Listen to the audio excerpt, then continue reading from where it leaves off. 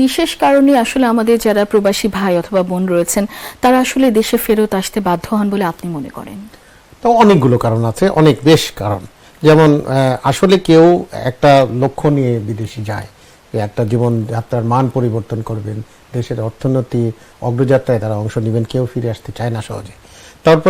তারপরে চাকরি হারানো বা চুক্তির মেয়াদ শেষ হলে অনেকে ফেরত আসেন।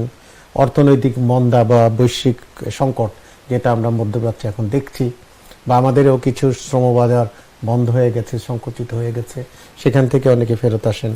তারপরে আরও আনফর্চুনেট আছে নিয়োগকর্তার শোষণ বা অত্যাচার, বেতন ঠিক মতো দেয় না, যে চুক্তির যেগুলো শর্ত সেগুলো পালন হয় না, তার কারণে ফেরত আসে। স্বাস্থ্যগত সমস্যায় অনেকে চলে আসা হয়, যেমন মধ্যপ্রাচ্যে প্রচণ্ড গরমে অনেকে খাপ খাইয়ে নিতে পারে না।